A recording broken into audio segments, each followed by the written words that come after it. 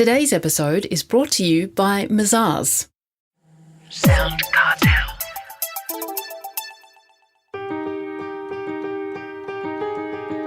From SoundCartel, I'm Nicole Goodman, and this is Business Essentials Daily.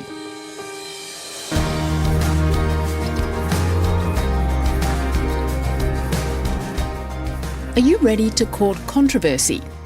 It's not a bad idea, according to one social media expert who says that these days there are 3 key ways to attract more engagement on social media, and providing inspiration or being controversial are both on the table. George Hawa is Growth Director at social media marketing agency Attention Experts. And he says that because social media platforms have changed so rapidly over recent years, businesses need to shift as well and reconsider how they engage with their audience and become content creators. George starts by sharing his 3 social media secrets with Jeff Waters. The 3 are inspiration or controversy, 2 is relevance, and 3 is value. So that's the 3 things that create engagement on social media today. All right. Well, please do expand on the inspiration and controversy. Yeah. So inspiration and controversy are essentially the same thing, except they're opposite sides of the coin. So controversy is negative, non-mainstream content. Inspiration is positive, non-mainstream content.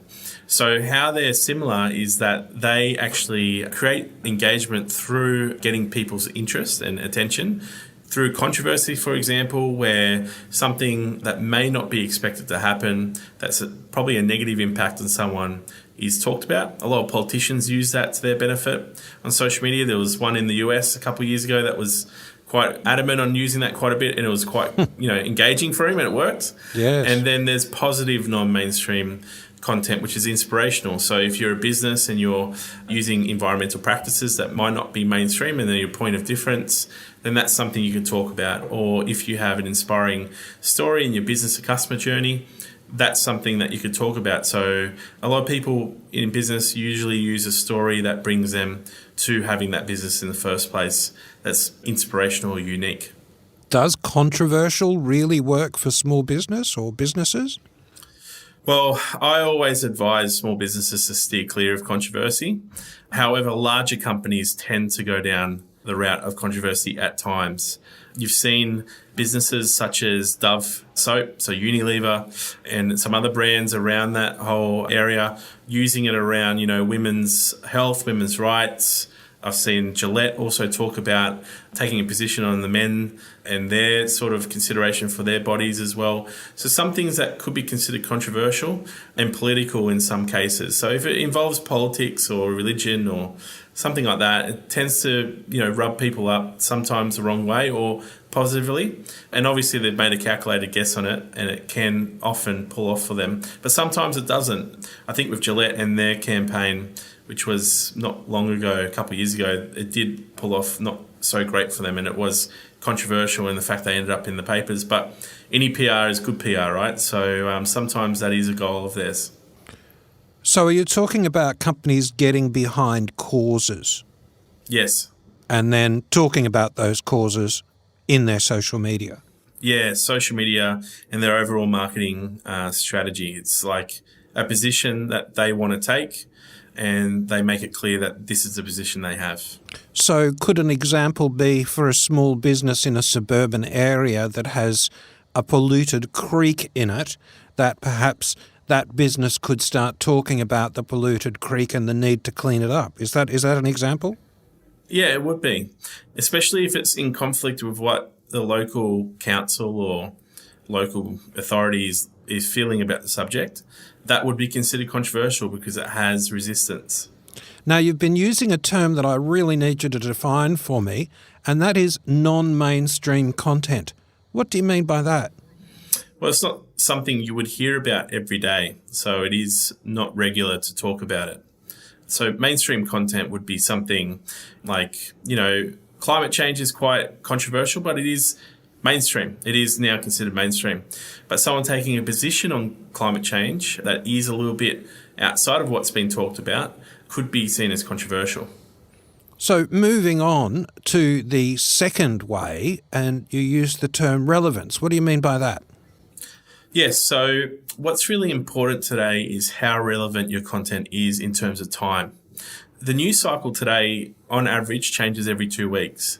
And your social media really needs to be in tune with that news cycle as well in terms of how often people are sort of getting told new things. And that's sort of getting quicker as time goes on. So let's say you're a mortgage broker. You're not talking about the RBA announcement 2 or 3 weeks later. You should be doing it on the day.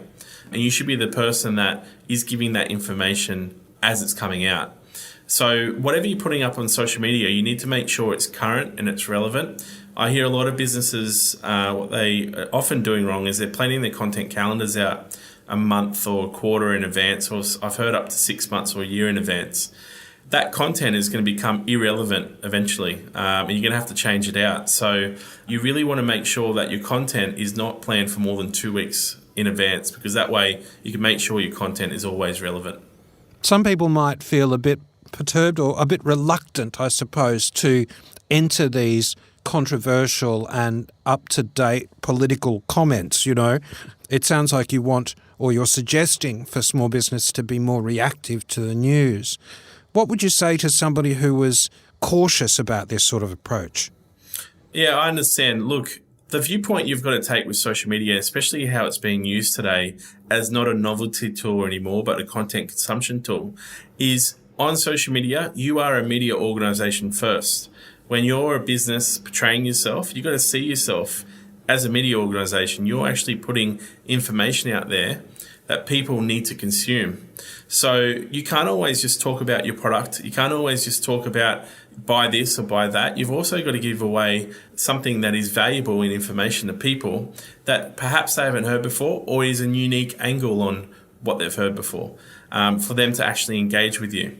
Otherwise, they're not going to be interested. So you've got to really see yourself as a media organisation first, and this is where you need to share a little bit in terms of content.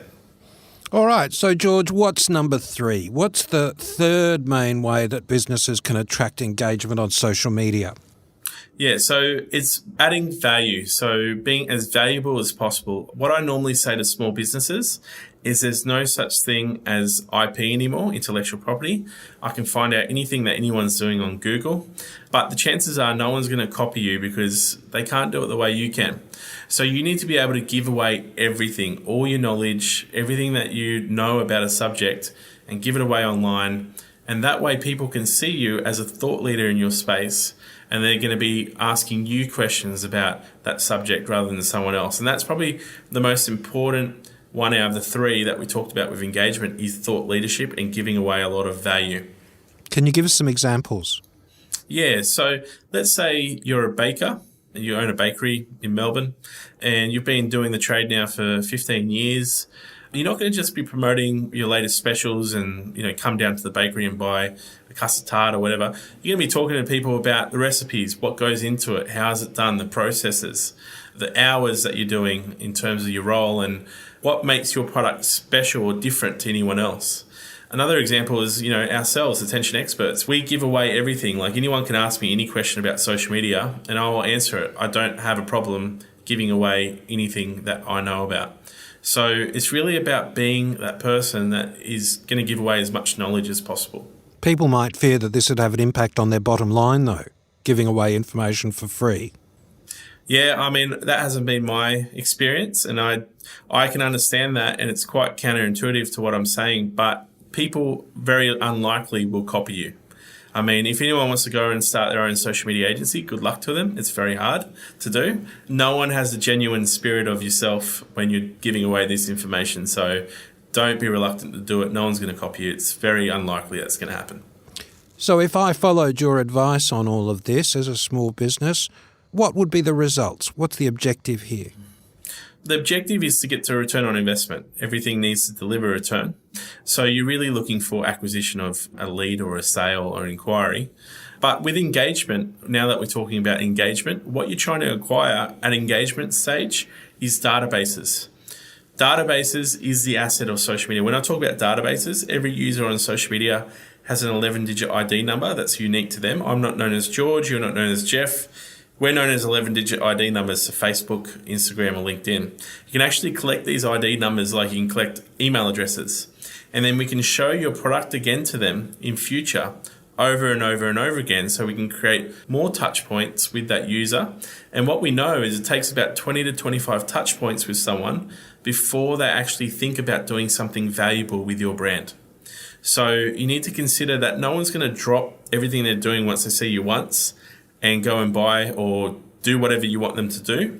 It takes quite a while. It takes, first 10 touch points, they don't even remember your brand. Up to 15, they're now deciding if they're going to be with you or not, or they're going to continue following you.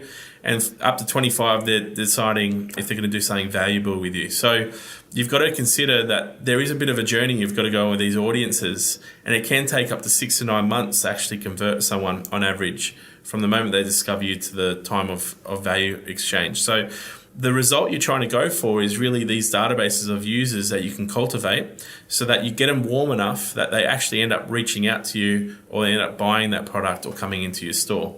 Now, George, you did say that you would give away information for free. So I'm going to have to ask you at this point, how do I collect these 11-digit numbers, and then how do I make my product sit in front of these people? There's something in Facebook called custom audiences. You can go to YouTube and find tutorials on this. And in LinkedIn, it's called matched audiences. And essentially, you set these up, very easy to do in the back end of Ads Manager in Facebook or Campaign Manager in LinkedIn. And then once they're set up, you can actually start collecting audiences. So every time someone watches a video for more than 3 seconds on Facebook or Instagram, these people go straight into your database. If they click on a post, they go into your database. If they visit your profile, they don't have to like or follow you. They just have to visit the profile or do anything else that I just mentioned. They go into your database. If they visit your website and you've got the Facebook pixel on there or the LinkedIn Insights tag, they go into your database. So custom audiences is what you need to set up on Facebook or Instagram, and matched audiences is what you set up on LinkedIn. And when you set up your ads, your advertising, you then select these audiences that you've set up as who you're going to target in the targeting. And that's how you do it. That was George Hauer, Growth Director at Attention Experts.